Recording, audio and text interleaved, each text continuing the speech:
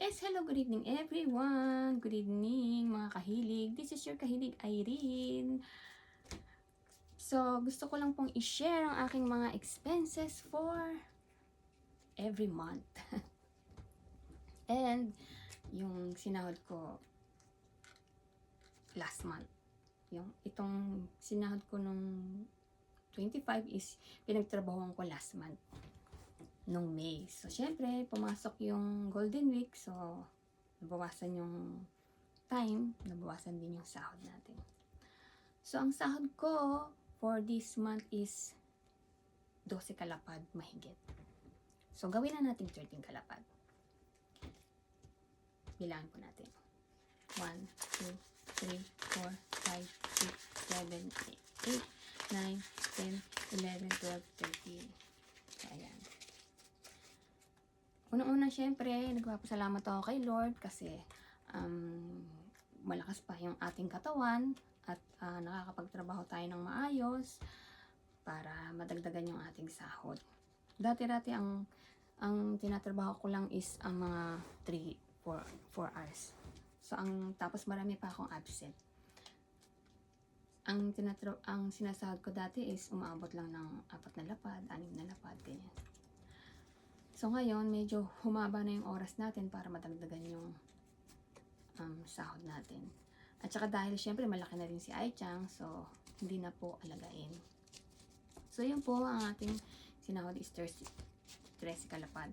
Ang gusto ko lang pong sabihin sa inyo na hindi po ako nagyayabang ng pera. Huwag niyo pong isipin yon. Ang gusto ko lang pong i-share ang aking mga expenses for this month and sa susunod na months. So, ang salary ko nga ay 13 kalapad. So, ito ang expenses natin. Philippine. Kay mother. 1, 2, 2 lapad. Paluwagan. 1 lapad. Meron po akong binabayaran sa Pilipinas. So, utang ko yun. So, 3 lapad. 1, 2, 3. So, meron din akong babayaran na 3 lapad sa aking credit card. So, 1, 2, 3. At, meron akong binabayaran na Nenkin. Sabihin na natin 2 lapad. Kasi, ichimang nanaseng mahigit eh. 1 lapad 7,000 mahigit. So, gawin na natin 1 lapad 8,000. So, yung 2,000, mapupunta kay mother. Madadagdag dun para kay mother. So, ito.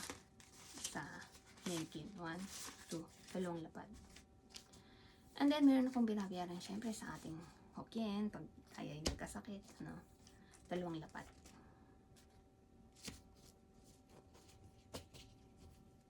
And, meron tayong budget.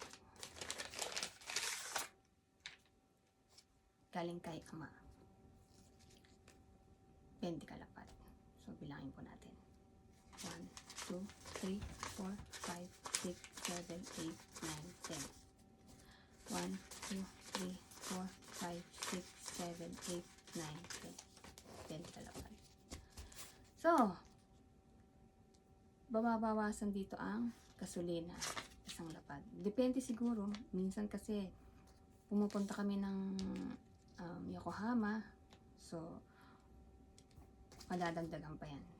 Hindi lang 1 lapad. Ang mahal ng gasolina ngayon. So, ayan. Plan ni Aichang, 3 lapad. 1, 2, 3.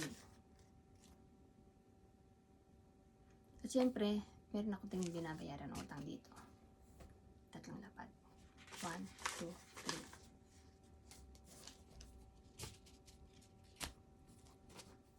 So, the next July, mga 25 or ganyan, 20, ganyan.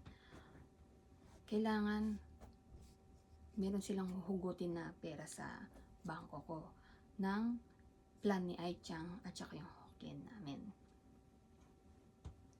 So, kailangan meron akong 5 lapad na matitira sa bangko. 1, 2, 3, 4, 5. So, ito ang matitira sa bangko ko. So, syempre, ito ang natira sa akin. Bilang natin. 1, 2, 3, 4, 5, 6, 7, 8. 8 lapad po ang natira sa akin. So, ayan. Siyempre, bumibili din ako ng mga gamit yan sa likod. Namimili tayo ng pagkain sa pang-araw-araw, ng mga gamit sa bahay, mga labahin, etc. etc. So, sa panahon ngayon dito sa Japan, pagkahirap pong mag-budget. Dahil ultimo, bigas, mahal. Lahat nagmahal. Ultimo, pante, napkin nila. Siyempre, diba? Nagmahal na. So, kailangan ito tipirin natin. Although, matitipid naman siguro kung hindi mag-uuningay si Ai-chan na siyempre, kumakain po kami sa labas na kaming tatlo lang mag-iina. At siyempre, meron din silang mga binibili na pangangailangan nila. So, ito po.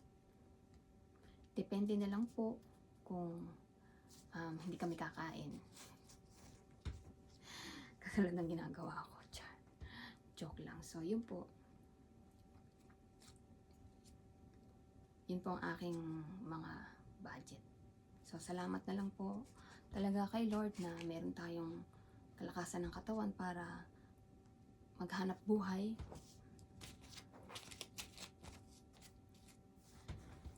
At binigyan tayo ng maraming blessings. So, syempre, andyan pa rin sa natitirang ito, andyan mau-ospital. Katulad na ng next month, no, meron kaming mga dental. So, magkano rin yun, babayaran namin. Ako, parati akong na-hospital dahil masakit na yung tuhod natin, masakit na yung balikat natin. Siyempre, papasok din ng buwan ng July na andyan na yung health check-up ka ng buong katawan. So, magkano rin yung 3 lapad po? 3 lapad mahigit. So, bawas po talaga. Ang hirap. So, yung mga tao po na humihingi ng tulong, gusto kong man kayong tulungan, siyempre unahin ko muna yung sarili ko. Unahin ko muna yung sa amin. Ngayon, hindi naman ako madamot eh. Kung maluwag ako, pasalamat kayo, makakapagbigay ako. Pero kung hindi ako makakapagbigay, huwag nyo naman pong isipin na nagdadamot ako sa inyo. At saka huwag nyo akong i-curse.